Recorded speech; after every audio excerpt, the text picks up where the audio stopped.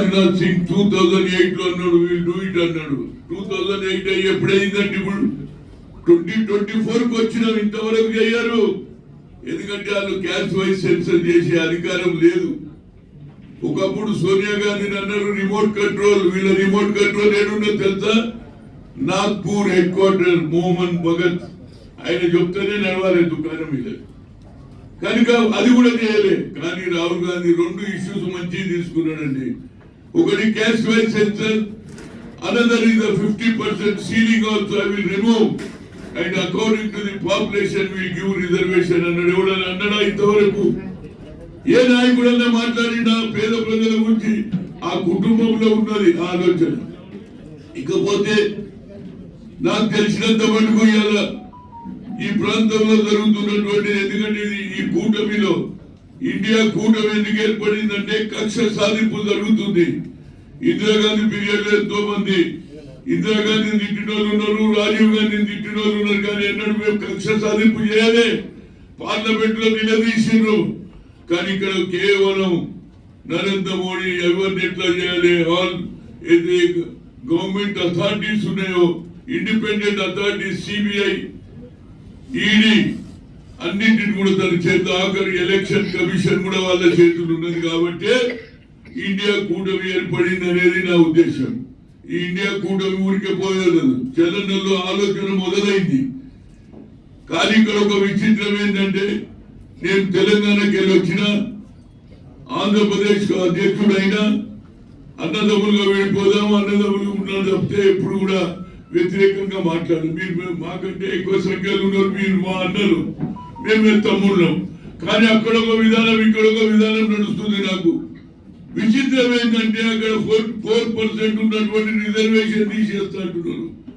ఈడనేమో ముస్లింలకు 50 ఏళ్ళు దాటితే వాళ్ళకు రిజర్వేషన్ అంటున్నారు. అరే డబుల్ ఇంజన్ అంటే ఇదేనా అంటున్నాను. అక్కడ ఒక రూల్, ఇక్కడ ఒక రూల్, దందవైఖరి ఏమిటి?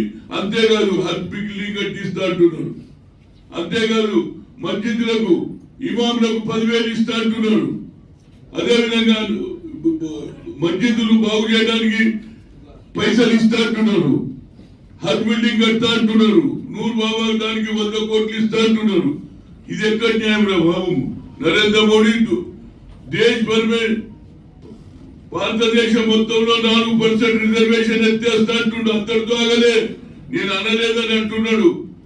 SC/ST రిజర్వేషన్ కూడా తీసేసినా ఆశ్చర్యపోయేది లేదు. కానీ నేను అనలేదు అంటున్నాడు. దాన్ని ఫేక్ అంటుంటే మీరు చెప్పు. ఫేక్ అంటే ఇది ఒక మాట చెప్పరాదు. I will also do it when we come to the ఏది పవర్ వస్తే. క్యాస్ట్ వైజ్ సెన్సర్ చేస్తా, మా అందరికీ రిజర్వేషన్. ఎందుకన్నావురా బాబు నువ్వు? ఎందుకన్నావు? You are the OBC prime minister of this country. You could not do anything for OBC. 3 times I met him personally along with the MPs. You could not do anything. అంటే మీకు reservation ఇవ్వాలని లేదు. మీదికెళ్ళి మోహన్ భగత్ ఏమన్నారు తెలుసా? Bihar election లో ఒకసారి review జరగాలన్నాడు. ఏది reservation మీద అనగానే బీహార్ లో అందరు కలిసి ఓడగొట్టిండ్రు. ఇప్పుడు కొత్త మాట చెప్తున్నారు, మేమందరం కూడా బీసీల మీద ప్రేమ కాదురా బాబు, మీరు ఓట్ల గురించి అడుగుతున్నారు. ఏ బీసీలకు న్యాయం చేసినావు ఈ 10 ఏళ్లలో? ఎప్పుడన్నా ఆలోచన చేసినావు? మేము 3 సార్లు కలిసినాం ఆల్ ఎంపీస్. ఇప్పుడు కొత్త మాట మాట్లాడుతున్నాం. మరి ఇక్కడనేమో ముస్లింలు న్యాయం అంటున్నావు. 50 ఏళ్ళు దాటితే వాళ్ళకు ఏది పెన్షన్ అంటున్నావు, మస్జిద్లకు ఇస్తా అంటున్నావు, ఇమాములకు ఇస్తా అంటున్నావు. మరి అక్కడ ఎందుకు ఇవ్వరా బాబు? వాళ్ళు కూడా ముస్లింలే కదా. వాళ్ళు వేరే ఈడనే పుట్టిండ్రు, ఈడనే పెరిగిండ్రు. ఆంధ్రకు ఒక న్యాయం, తెలంగాణకు ఒక న్యాయం అని నేను అడుగుతున్నా. నరేంద్ర మోడీ, అమిత్ షా బోలో. ఈయన 3 పార్టీలు కలిసినాయి కదండి. ఒకటి జనసేన, ఒకటి టీడీపీ, ఇంకోటి బీజేపీ. వా, కలిసిన దగ్గరనేమో ముస్లింలు ప్రేమ కావాలి, సింగల్ పోయినప్పుడేమో ముస్లింల దుకాణం బంద్ అంటున్నారు. ఇదే న్యాయం రా బాబు? ఆడనేమో 7 స్పీచ్ ఇచ్చిన హిందూ హిందూ హిందూ, అయోధ్య మే రామే, జై శ్రీరామ్, జై శ్రీరామ్. నాకంటే భక్తుడు ఎవడు ఉన్నాడు? శ్రీరామ్ భక్తుడు. నా పేరే హనుమంతుడమ్మా. ఇవాళ కొత్త స్లోగన్ 10 years లో డెవలప్మెంట్ గురించి ఎందుకు చెప్పావు? ఎప్పుడైనా పేదల గురించి చెప్పినా రిజర్వేషన్ ఇస్తాని ఈ 10 ఏళ్లలో కేవలం అదాని అంబానీలకే పెద్ద పెద్ద ఇండస్ట్రీస్ ఇస్తావు, వాళ్ళకు 16 లక్షల కోట్ల రూపాయలు రుణమాఫీ చేస్తావు, రైతులకు ఎందుకు మాఫీ చేయమని నేను అడుగుతున్నా. అదే రాహుల్ గాంధీ మాట్లాడుతున్నాడు, అదే ప్రియాంక మాట్లాడుతుంది, అదే సోనియా గాంధీ అదే మల్లికార్జున్ మాట్లాడుతుంటే వాళ్ళకు వశపోతలేదు.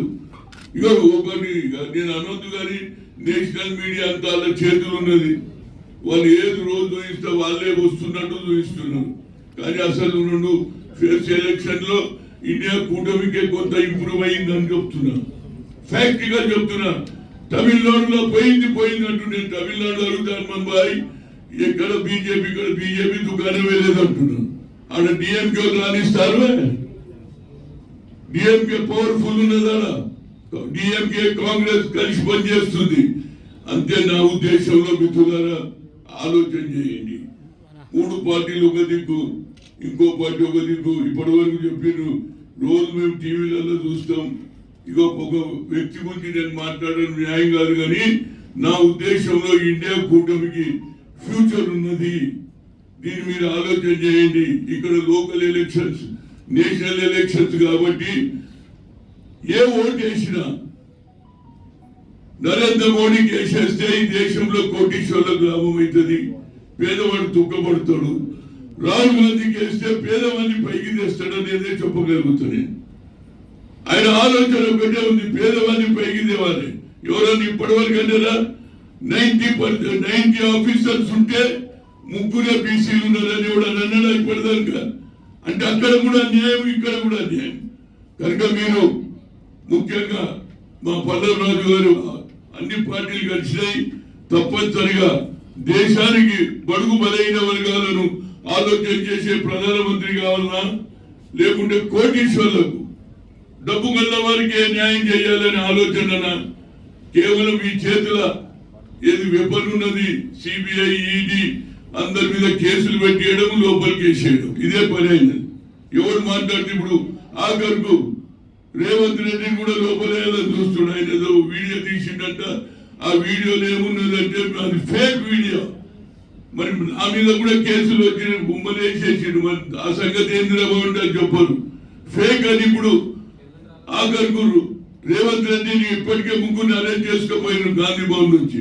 ఇప్పుడు రేవంత్ రెడ్డిని కూడా అరెస్ట్ చేయాలని ఆలోచన చేస్తున్నాడు. అదే విధంగా ఇది కక్ష సాధింపు. ఇందిరాగాంధీ గాని, రాజీవ్ గాంధీ గాని, even Vajpayee will appreciate. Vajpayee ఎన్నడూ కూడా ఇలాంటి పనులు చేయలే. ఈ ఒక్కడే కక్ష సాధింపు. ఎవడెక్కువ మాట్లాడితే మీద ఏది కేసులు పెట్టాలి. మొన్న అంటాడు ఆయన, ఎవరు నరేంద్ర మోడీ हमारा करप्शन एराडिकेट करेंगे, करप्शन चलने नहीं देंगे, నీతి నిజాయితీ ఉండాలి, అవినీతిని నిర్మూలన అన్నాడు. మరి నిర్మూలన అంటే ఆయన పేరే మీద మన సుజనా చౌదరి ఎన్నికలు వచ్చిండ్రా బాబు, సీఎం రమేష్ ఎన్నికలు వచ్చిన బ్యాంకులలో ముంచుంటారు, కేసు నడిచిందా లేదా? Once anybody was join in your party అయిపోయింది, ఆగిపోయింది. నేను అడిగిన ఏమన్నా ఇంకేమున్నది, మళ్ళీ అలాగే టికెట్ ఇచ్చినారు. నాకు ఇక్కడికి వచ్చినాక తెలిసింది ఆయన ఒక పోటీ చేస్తుండే, ఇంకో ఆయన పార్లమెంట్ పోటీ చేస్తు. వా, నువ్వు అవినీతి గురించి మాట్లాడే హక్కు లేదంటున్నా నేను. సీఎం రమేష్ కు అదే విధంగా సుజనా చౌదరి ఇద్దరు కూడా కరప్షన్ చేస్తే టీడీపీ దగ్గర బీజేపీలో జాయిన్ అయ్యారు. మీ పార్టీలో వస్తే మంచోడు ఇక్కడ, మీ పార్టీలో ఎంతో అవినీతి పోయి సత్యాలు ఇచ్చిందా ఇక్కడ? ఇవాళ వాళ్ళకి టికెట్లు ఇచ్చి నేను అవినీతిని నిర్మూలన అంటున్నావు. ఏడకెళ్ళి అవినీతి నిర్మూలన ఈడనే కనిపిస్తుంది. వాళ్ళు బీజేపీకే నిలబడ్డారు. కానీ ఒక ఆయన నేను ముస్లిం గురించి అడిగితే, సార్ అది వాళ్ళ ఏజెండా, జనసేన టీడీపీ ఏజెండా. మరి పక్కకు కూడా కూర్చున్నాడు కదా మీ వాడు, బీజేపీ అయినా పక్క కూర్చున్నాడా లేదా? వా, పక్క కూర్చుంటాడు, ఒక్కటి మాట్లాడేదే. అంటే 3 కలిసి మేమందరం కూర్చుని బయటికి పోయినా నాకు సంబంధం లేదంటే ఎట్లయితుంది బాబు? సంబంధం ఉన్నది. ట్రయాంగిల్ కలిసి ఈ మేనిఫెస్టో తయారు చేసిండ్రు. అక్కడ ఒక న్యాయం, ఇక్కడ ఒక న్యాయం. ముస్లింలు అక్కడ కూడా మనుషులే కదా, అక్కడ కూడా పేద ప్రజలు ఉన్నారు కదా. మరి ఇక్కడ అక్కడ ముస్లింలను తొక్కేస్తా అంటావు, ఇక్కడ ముస్లింలకు లాభం చేస్తా అంటే ఇది ద్వంద్వ వైఖరే కదా, డబల్ ఇంజన్. అక్కడ ఒక ఇంజన్, ఇక్కడ ఒక ఇంజన్ నడుస్తుంది. కనుక నా ఉద్దేశంలో మిత్రులారా, ఇప్పటికే చాలా అందరూ మాట్లాడారు. దయచేసి మా ఉద్దేశం ఏంటంటే పవర్ లో ఉన్నోనికి అవకాశాలు ఎక్కువ ఉంటుంది.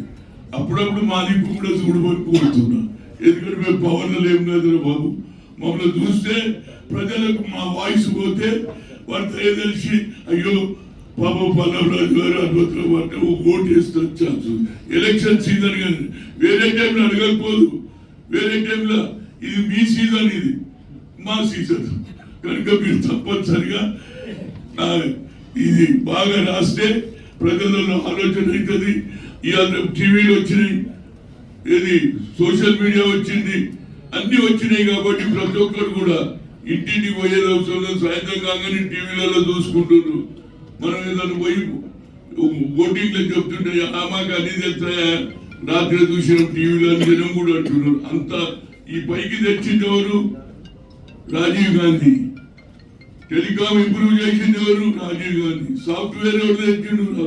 Direct or indirectly he has given lakhs of people, gents and boys, girls, they got the job. ఇదంతా మేము చేసినాం, మేము గొప్ప చెప్పుకోలేము. కానీ వాళ్ళు అబద్ధాలు చెప్పి మళ్ళా పవర్లో రావాలని చూస్తున్నారు.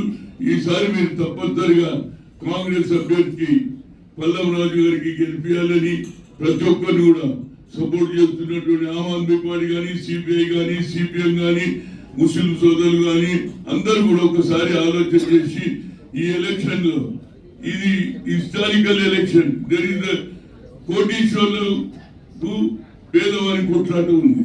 కోటీశ్వరులు నరేంద్ర మోడీ, రాహుల్ గాంధీ పేదల గురించి ఆలోచన చేస్తుండే ఓటు చేస్తే ఫ్యూచర్ మనకు బాగుంటుంది. ఇవాళ వరకు మా గురించి ఎవరు మాట్లాడేదే.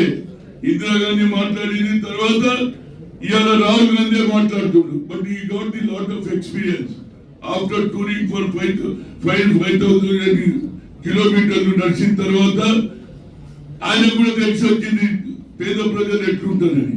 అందుగురించి మీరు దయచేసి ఈ వ్యత్యాసం, అక్కడ ముస్లింలకు ఒక న్యాయం, ఇక్కడ ఒక ముస్లింకు న్యాయం అని అడుగుతున్నాను, ధర్మం అడుగుతున్నా. అవినీతి గురించి మాట్లాడే హక్కే లేదు. నువ్వు నీ పార్టీలో చేర్చుకున్న తర్వాత